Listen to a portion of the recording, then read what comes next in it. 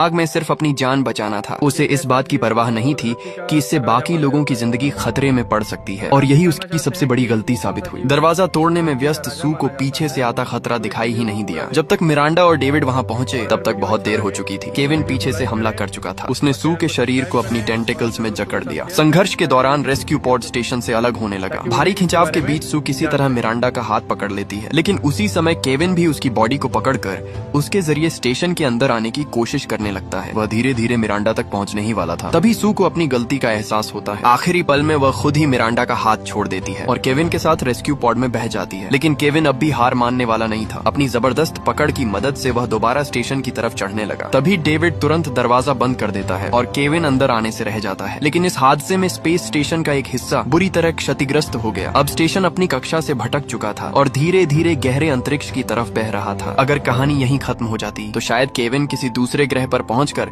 वहां की जिंदगी खत्म करता। लेकिन तभी एक और भयानक मोड़ आता है। स्पेस स्टेशन अचानक दिशा बदलकर पृथ्वी के वातावरण की तरफ बढ़ने लगता है। गणना के मुताबिक सिर्फ 30 मिनट बाद वह पृथ्वी के वातावरण में घुस जाएगा। डेविड और मिरांडा का बचना लगभग नामुमकिन था, लेकिन सबसे बड़ा डर यह था कि शायद केविन बच जाए। अगर वह पृथ्वी तक पहुंच गया तो पूरी मानव जाति के लिए नई तबाही शुरू हो सकती थी। कोई नहीं जानता था कि उसका अंतिम रूप कितना खतरनाक होगा। अब ईंधन लगभग खत्म हो चुका था। स्टेशन के अंदर मौत जैसी खामोशी फैल गई। ठंड धीरे धीरे दोनों के शरीर में उतरने लगी। उन्हें लगने लगा था कि अब अंत तय है। लेकिन तभी डेविड के दिमाग में एक आखिरी योजना आती है। उसे याद आता है कि केविन ऑक्सीजन की तरफ आकर्षित होता है। अब उनके पास 2 एस्केप कैप्सूल बचे थे। डेविड की योजना थी कि ऑक्सीजन कैंडल का इस्तेमाल करके केविन को A कैप्सूल तक लाया जाए। जैसे ही वह अंदर आए, डेविड खुद उस कैप्सूल को लेकर अंतरिक्ष की गहराई में चला जाएगा और उसी समय मिरांडा दूसरे B कैप्सूल में बैठकर पृथ्वी की तरफ लौट जाएगी। अब यही आखिरी तरीका था जिससे धरती को बचाया जा सकता था। समय बहुत कम था। अगर वे ज्यादा देर करते तो ऑक्सीजन खत्म होने की वजह से दोनों बेहोश हो जाते और फिर पृथ्वी को बचाने वाला कोई नहीं रहता। योजना तय होते ही डेविड स्पेस सूट पहनता है। वह ऑक्सीजन कैंडल लेकर पूरे स्टेशन में केविन को ढूंढने निकल पड़ता है। मिरांडा पीछे रुककर इंतजार करने लगती है। पूरा स्टेशन अलार्म से गूंज रहा था। अगर डेविड जल्दी केविन को नहीं ढूंढता तो वह खुद ऑक्सीजन की कमी से मर जाता। तभी अचानक अंधेरे में केविन दिखाई देता है। वह तेजी से ऑक्सीजन कैंडल पर टूट पड़ता है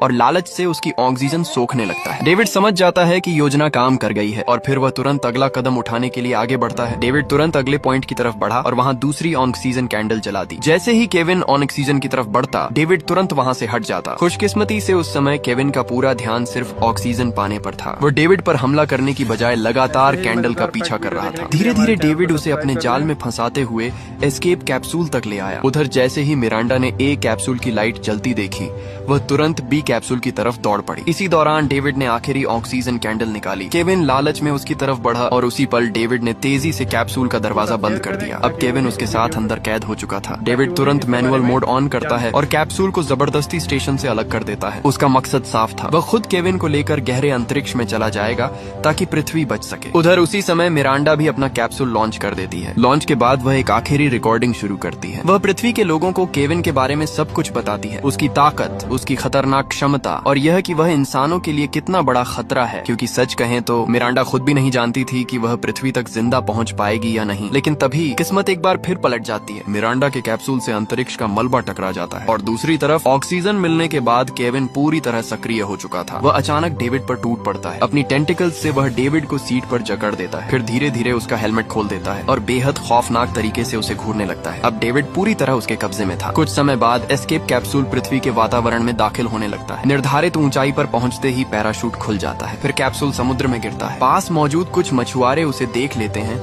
और तुरंत उसकी तरफ बढ़ते हैं। वे खिड़की से अंदर झांक कर देखने लगते हैं कि आखिर अंदर कौन है और तभी सबसे भयानक सच सामने आता है। असल में दोनों एस्केप कैप्सूल रास्ता बदल चुके थे। मिरांडा ने पूरी कोशिश की थी कि उसका कैप्सूल पृथ्वी की तरफ लौट आए, लेकिन आखिरकार वह अंतरिक्ष की गहराई में भटक गई। जबकि डेविड, जो केविन के कब्जे में था, वह समय रहते दिशा नहीं बदल पाया और इसी वजह से वही कैप्सूल पृथ्वी पर लौट आया जिसमें केविन मौजूद था। डेविड अपनी बची हुई आखिरी ताकत से मछुआरों को रोकने की कोशिश करता है। वह चीख चीख कर उन्हें चेतावनी देता है कि दरवाजा मत खोलो, लेकिन भाषा अलग होने की वजह से मछुआरे उसकी बात समझ नहीं पाते। वे उसकी चेतावनी को नजरअंदाज कर देते हैं और जबरदस्ती कैप्सूल का दरवाजा खोलने लगते हैं। उसी समय दूर दूर से और भी मछली पकड़ने वाली नावें कैप्सूल की तरफ आने लगती हैं और यहीं से मानव जाति की असली तबाही शुरू होती है। फिल्म यहीं खत्म हो जाती है। ना कोई सुपर हीरो आता है, ना दुनिया बचती है, ना कोई चमत्कार होता है, बस बचती है तो सिर्फ डर, अंतहीन डर और निराशा। किसी ने सोचा भी नहीं था कि मंगल ग्रह पर मिली एक छोटी सी एलियन कोशिका पूरे स्पेस स्टेशन के विनाश का कारण बन जाएगी। शायद ब्रह्मांड कभी इंसानों के खेलने की जगह था ही नहीं। इंसान जितना ज्यादा अज्ञात चीजों को हल्के में लेते हैं, जितना ज्यादा अपने लालच और अहंकार में डूबते हैं, उतना ही तेजी से वही अज्ञात चीजें उन्हें निगलने लगती हैं और आखिर में कीमत इतनी भारी होती है जिसे इंसान सह भी नहीं पाता। बहुत से लोग इस फिल्म को देखने के बाद उदास और बेचैन महसूस करते हैं। कई लोग शिकायत भी करते हैं कि इसका अंत इतना निराशाजनक क्यों है, लेकिन असल में यही इस फिल्म की सबसे बड़ी ताकत है। इसने इंसानों को जरूरत से ज्यादा महान या बहादुर दिखाने की कोशिश नहीं की और न ही एलियन को सिर्फ